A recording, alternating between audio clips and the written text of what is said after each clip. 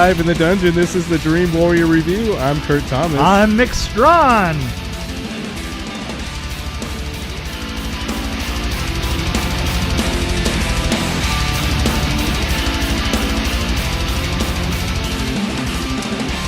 Vigo, Deacon, and Vladislav are vampires who are finding that modern life has them struggling with the mundane, like paying rent, keeping up with the chore wheel, and trying to get into nightclubs, and overcoming flatmate conflicts. I don't think I have to say that I really like this one. You don't have to say that. I actually was trying to throw you off with saying "wow." Yeah, but I know better. This is right up our alley. I don't think that IMDb's the people that are rated on here are 7.6. Are they out of their minds? They're not generous enough. Are they out of their minds? Of course, one of my favorite books is Dracula, right? And I love Nosferatu and all that stuff. So maybe it's too close to our hearts. The makeup on Nosferatu, Peter guy, Peter, yeah, Peter, and his whole, and the way that he is the ultimate bad guy. Right. Through the whole thing. I mean, the thing is he's the one that brought everybody in. Yes. And it's like, he's 8,000 years old. It's like I should be pissed off at Peter, but he bit me. Right, but he bit me. Yeah, it's like... he's the one that killed me, and I should be pissed off at him, but I kind of like the guy. Yes, he's just... Oh, I saw... Actually, I did take one note, and I don't remember where I put it down, but like... There was some like... I don't know, we were watching this on Amazon Prime. Right. And I don't know if you've ever experimented with that little feature on there where you can read trivia things. No. Well, one of them was like they shot 245 hours of this movie and they cut it down to 90 minutes. That was what amazed me, and then most of it was improvisational. So I could totally see that. It was like totally like Spinal Tap with vampires. Yeah. That's what I loved about it. 'Cause Spinal Tap, I love that movie. So. Yeah. Oh, yeah. And the thing is I can see them doing that and doing lines over and over again, right, and changing them as they go, because they had so many great lines that seemed so organic to the nature. And there's some lines that they delivered that you would think they would make them laugh, but right, they never were broke. Deadpan, like never laughed. There's one about bugs that I remember, and I don't remember the exact line, but I was waiting for the other guy to laugh. But the other weird thing about it is how good the effects were. I mean, the fight scenes. Where they start flying around and stuff. It's like, holy crap! Vampire fight. And even when we're looking into the one guy's room, and then he shuts the door and he opens it back up, and he's just standing there. It's like you couldn't tell when you were seeing. It looked like you were like in an airplane, like a half a mile above an orgy. Is exactly what it was. Yes, right? That was awesome. Yeah. And then all of a sudden, he's just standing there. Closes the door and he's saying, "What? What do you want?" And then they were getting amped up to go out to party. And then they cut to this, like, they're just sitting there in the car. It was like perfect. There was like the boredom factor, and they did such a good job with so many of the tropes, yes, that they can't go out clubbing because they have to be asked in. Well, they did a great job of doing the research for sure. Yeah. Oh, yeah. Absolutely. Yeah. But, I don't know. It was pretty funny how they got invited to the club that was like the most boring one. Right? Yeah, the worst. I don't know. I liked all the guys, but I really liked the kind of dandy one. The one that's that proper guy. He was. And he had to put newspapers down. The girl was just sitting there like, what is going on? and the blood everywhere. And then the girl that was the servant that was trying to keep everything cleaned up. I don't know. The whole thing was great about this. I don't really have any problems with this one. There were no problems to have. It was shot like a documentary. It was shot like a documentary. There was some real world stuff, like where they're talking to the camera, or like Big Brother, where they're talking to the camera. It's like confessing. Kind of like the confessing I thing. did have one question that was an issue for me, but whatever. I can't. Well, you know what they also had though is there was a certain sweetness that ran through it. They cared about each other. Yeah, they all cared about each other, and then the human that was there, their friend Stu. That's right, Stu. He's okay. We're not going to eat them. They had to make a pact not to eat him. That's right. And he was like the most boring guy. Right, he's the most boring guy, and everybody just loves him. He goes to the party, and and the scene. The party scene was great. I can't say, but the scene, Stu's involvement in the party scene was hilarious. I mean, just hilarious. I like the shot where they're dancing and they show Stu and a zombie, and they're like the only ones you can see in the mirror. Yeah, yeah. They do this pan off, and there's just the two of them standing there. But my problem was Nick. When Nick got turned into a vampire by Peter or whatever it was. Right. How did they had it like the film crew was documenting the transition? I'm like, well, the film crew wouldn't have been there. Right. Well, So, I think they should have shot it differently or something. Like, yeah, I don't know. I love the fact that when they're getting dressed, that they're doing drawings of each other, So they can see what they look so like. Can see what they look like because they don't have mirrors. They can't see in the mirrors. And the house is so disgusting. It's just, you know, it's funny because at first it had that disgusting element of like any roommate house, you know, that because roommate houses are always like that. And then discussion about dishes. Yeah, and then you pile the dishes on top of it. Yeah, it's so good. So And they good. said we have to clean the bloody dishes. Okay, let's see. I have all kinds of notes here.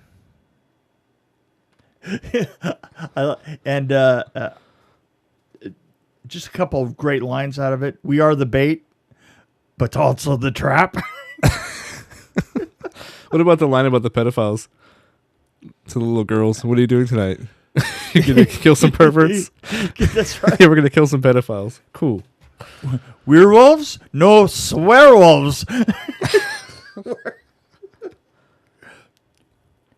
Bat fight. Okay, IMDb says 125 hours, but Amazon said 250 hours. Well, so. there you go. You know. Oh, It took almost a year to cut it down, though. That was the interesting thing. yeah, I can imagine. Can you imagine? Like, I want to see some of the footage that they cut out. That's how much I like this one. Yeah, really. Yeah, no, really. They could make 3 movies out of it. I love the coffin jerking up and down. Did you know that the guy that played Stu? I'm just finding this information really interesting. Yeah, The guy that played Stu is actually not an actor. He's a part-time business analyst for the Wellington Company. but which is perfect because that's what he was. That's what he said. He was a business analyst. Yeah. Oh, and the fire gag. That was great. Yeah. It was really. It was super intense. It actually That was physically amazing. Yeah. hurt me when I looked down. I was like, oh my god. He came with a vase of water. Yeah, with the little vase of water.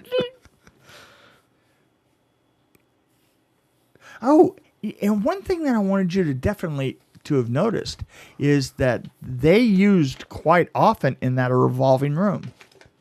You know, Oh, yeah. Yeah. I mean, I've been involved. When they were on the ceiling and everything, they had to use that, right? It's not an easy gag to do. Yeah. A revolving room is. Oh man. And that was a really square and small room, wasn't it? Or was I Well, just seeing no, it they wrong? used they redressed it a couple of times because they used it in the kitchen and then they used it in the hallway. But it seems small.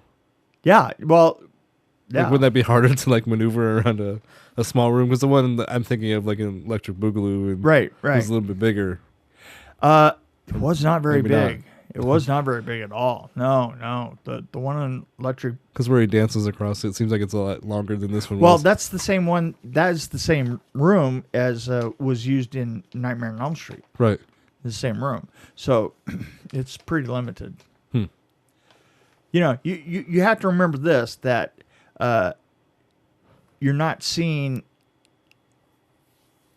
You're tending not to see the fourth wall. Right. Right? So, Yeah. so the fourth wall can kind of limit, how you see what's going on. So, but they're pretty small. Yeah. Well, I thought those scenes were amazing though. Oh yeah, Especially when they were fighting, like Nick and God. the other guy. Especially the first time they rose up, they just it kind of like it looked like a cat. Like what it looked like? It looked like a cat fight where all of a sudden the two cats just rose up into the air. It was like, wow, How weird, that how was flawless. bizarre was it when they were hissing at each other? It's like, Yeah, it's like, yeah, man, and such a good job in sound, because every once in a while, all of a sudden, the sound would come really loud on your right or left, and kind of just be really frightening. That was one thing that was interesting about this is you should be laughing all the way through it, but some of the visuals were frightening. Right, yeah. And I like the werewolves and the main werewolf. Oh, The main werewolf I've seen before, and I can't Yeah. place him. The redhead guy. yeah. Oh, they were But very how they're funny. like roving gangs, kind of. Roving gangs. Yeah, and it was great. The music was perfect too. It was very, seemed like it would have Renaissance, yeah. kind, Yeah, definitely. kind of a Renaissance kind of feel going to the music. Kind of like Victorian. Yeah, kind of thing. Victorian stuff. Well, they're dressed like that a lot. And Stu brings them into the computer age. I like how the youngest one was 86 or 196 years old. I think it was. 196, yeah. Until Nick came along. What I loved that there was like an element that was such a true New Zealand element was that they were all going off to the party, and it was held in the bowling club. Did you notice that? Yeah. And all the mirror shots were just great. Oh, and rapping with the Victrola. That was so funny. That was just great. There was another thing I saw interesting on here was obviously I just know everything. No, the hill where the vampires have to run in with the werewolves for the first time. Right. It's the same hill that they use in Lord of the Rings, where Frodo and the hobbits are running and hiding from the Black Rider under the tree roots. See, now why did you have to ruin that for me? I don't know. I just had to do it. No, and then I also read that they they actually shot that in the town, Right. So they didn't really change anything. They just shot it in downtown in Wellington, which you know more about Wellington than I do. So. Yeah, well, Wellington kind of looks. Wellington has the look of San Francisco. I mean, you could shoot Wellington for 60s or 70s San Francisco, probably even turn of the century. Yeah. You know, San Francisco, absolutely. Yeah, it totally has that look. You know, Turn of the century? Which century? Because I'm thinking of 2000. Sorry. Anyway, yeah. That other century, you remember that. I don't, but yeah, here we go. Yep. Vlad the Poker. Actually, I liked him a lot too. He was just so, I don't know, the way he talked was just hilarious. I don't know. He could say anything; it would be funny. Yeah. But but I had the Nosferatu guy. Yeah, Did such a good job of just looking super creepy. I mean, and moving his head just a little bit, you know. Yeah, it was wonderful. It was wonderful. I don't know. And then of course, wonderful. the one mistake they made was that the youngest one went around bragging about being a vampire. Yeah, that was the mistake. Yeah. That was a huge plot turn right there. Yeah, it was, and it changed everything. It did, and it brought the who was the vampire hunter? Yes. Yeah. But it changed everything in the whole group. It did. Yeah. It did. Yeah. In a And poor Stu. yeah. But Stu ended up in a good place, I think. Yes, I think that he did. Yeah. Yeah. But that yeah. And actually it actually ended up in a good way. It brought everybody people together. Yes. That's right. Yeah. So I think anybody who likes Spinal Tap, that's the only thing that's missing in this are the people that were in Spinal Tap. Yeah, that's right. That would have made it so much better. See, I'm going to give this a 4. Yeah. I think I'm actually right there with you. 4 coffins. Yeah. 4 coffins. 4 coffins. Yeah, 4 coffins. Yes. No, I'm exactly. I think we're both on the same page with this one for sure. You know, we're getting into this one, and we're doing another New Zealand film. Yes. In around this week also. Yeah. And it made me think of driving.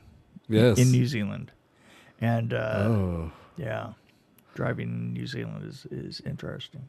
So, do we want to talk about what that one's going to be? So, at some point, we're going to talk about Peter Jackson's. Is it his first film, or it's one of his early films? Yeah. It's his first one. It's Bad Taste. Well, it's his first. I think it's his first commercial one. I'm almost sure of it. Yeah, 1987. Yeah, that's coming up soon. That's coming up soon. I can't wait. I'm gonna go watch it. But Did you want to hear a story about driving in New Zealand? Story time. Story time with It's story time with Mick. Story time with Mick. Story time with Mick. Story time with Mick. Story time with Mick. Story time with Mick. After I had gotten my license, we had a director that came back a couple of times. His name was Bill. That's something anyway. He came back a couple of times, and when he came back the third time, he said, screw it, I'm not going to have people driving me around anymore. I'm going to drive. And so you don't have to have a license to drive there. I mean, you can, but it is interesting. So I said, so he asked me, for some tips. And I said, well, here's what you got to remember. First of all, put a sign up with a piece of tape on the top of the windshield and write curb on it this way so that you know which way the curb is. Right. Okay. That's important because you need something that immediately is going to hit you when you're going down the road as to, like where the curb is supposed to be. I said, but here's the biggest secret. If you're going down the road and you're out on, it has a lot of like really scenic routes that go between sheep farms and out into the foliage and stuff. Said, if you're out on one of those roads driving to the set and a song comes on the radio and it's like a foreigner song or something you start rocking out and you start, really singing. Like Urgent or something? Like what? Urgent. No, Yeah, no. Virgin. Yeah. Not the ballad. Not the ballad. No, not the ballad. One of the rocky ones. And you're singing I out don't know loud. what love is or something. Right. No, not that I one. wanna know what love is. Yeah. And you're singing along and you're banging on the steering wheel and stuff like this. If that happens, get back on the right side of the road. And he laughs and he thinks that's really funny. I said, yeah, okay. Just remember my words. So 2 weeks later, he gets the set and he goes, oh my God, Mick. He says, I swear I was coming to work and I was coming down Waranga Road and out there and this tune came on the radio and I turned the radio up and I started to sing at the top of my I started to sing and da-da-da-da. I was getting really, really happy. And I'm not kidding. I thought about what you said. And I looked up and there's a truck in my lane. And I put it together with what you said and I realized that I'm on the wrong side of the road. I pulled back over to the side of the road and I just almost slammed into this truck on the way up here. And he goes, thanks so much. Wow. I go, yeah, because you know what it is, right? It's you've been driving on the side since you were 16, and this guy was probably about 50 then. And you've been doing that for that many years, and all of a sudden you're on the wrong side of the road, and all the time that you're doing it, every cell of your body is going, right? And the thing Wow, that was is, scary. How'd you do that? I have no idea. The thing is you have to realize that all the cells in your body are trying to tell you to get back on the right side of the road, and you're going to have to get used to it and be that way, because in all the time I was there for a year and a half, and all the time I was there, never at any point was I ever comfortable driving down the road unless I was back on the wrong side of the road. Mm-hmm. And that's how I knew, after a while, that's how you knew that you were doing it right, is because it felt so wrong. Aren't you in the wrong side of the car too? Yeah, Doesn't you that are. help a little bit? Does it help? Yeah. No, not at all. No? No, God, you would think. I would think so. Yeah, you would think. It doesn't at all. Huh. No, it feels totally foreign. And it has to remain feeling totally foreign, because every time it doesn't, you're screwing up. Yes. Right? You got to watch out for those lorries. Yes, that's right. And I remember that when I got back into the United States, and my daughter was there, and she naturally, I mean, she was just barely 17, I think. She naturally threw me the keys to the car, and I get in the car, and I go down, and I'm right at like one of the biggest intersections of the world, right by the airport, and all of a sudden, I didn't know where I was supposed to be on the road. I was completely confused because I couldn't decide whether I wanted to feel good about it or bad about it, and I just turned right into the wrong lane and then freaked out and just absolutely stopped and just sat there for a while, and then finally, everybody's honking at me, and I finally turned to Kelly and I says, "Kelly, point at the lane that I should be in. just point." And she goes, "I don't know. Just point. Just point where I gotta go." And then I went down the road, and then I pulled into a supermarket parking lot, and I gave her the keys back. Right. Wow. I didn't think it was going to be the challenge that it was. And that's why I'm terrified to ride with you. And I've been a horrible driver ever since. Actually, though, you're a pretty good driver. Yeah. I'll give you that. I guess. Yeah. Yeah. So I've been. It's that race car you drive. It's That's what scares me. a hot Ford. Okay. Well. Yeah. So. Yep.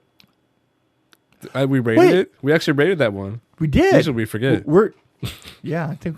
Are we done? And that was good. Yes. Are we on the right side of the road, I think so. or are we on the left side of the road? I guess we're going to find out eventually.